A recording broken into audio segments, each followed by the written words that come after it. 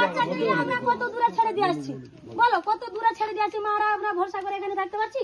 আমাদেরকে সেখানে বসে থাকতে হচ্ছে।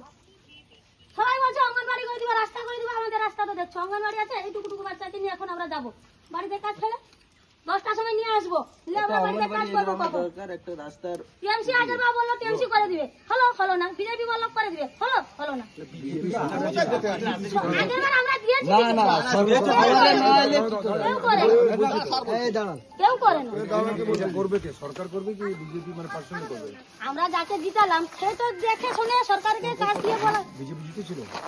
আমি তো সেসব জানি না, জিতেছে কি, কে জিতেছে আমি সেসব জানি। কথা বলছো এত তো জানা উচিত তোমার। বিজেপি জিতেছে? আমাদের এখানে কিছু তো সুবিধা নেই। একটা সরকার একটা ট্যাঙ্কি বসিয়ে দিয়ে দিল, সবার ঘর ঘর জল আছে, কিন্তু ট্যাঙ্কিটাকে খারাপ করে ফেলে দিল। বামন এসে পুকুর থেকে বা টেবিল থেকে জল নিচ্ছে। শোনো এবার বলেছো, এবার শুনে আমি বলবো, তুমি শোনার মানুষের কথা আছে না? নেই। এবার তুমি শুনবে, তুমি বললে, এবার আমি তো দাঁড়িয়ে শুনলাম। এবার আমি বলবো, তুমি শুনবে তো? ভারতীয় জনতা পার্টি বিজেপি কোনো সরকারে আসেনি, আমরা সরকার এলে বানাবো বলছি আমি।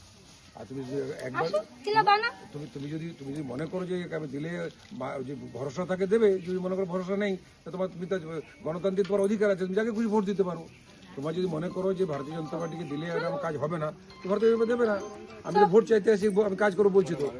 তুমি অনেক লোক দেখেছো, কিন্তু ভারতীয় জনতা পার্টি দেখো নি তুমি। আমি এসে গেলাম এখানে আজকে 18-19 বছর ধরে, সবাই বলছে করে দিবে, কেউ আর করে না।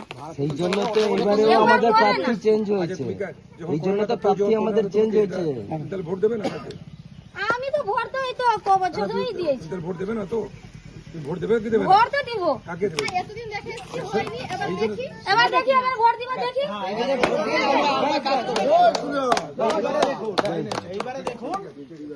আমরা এইটুকু বাচ্চাকে নিয়ে ভরসা করে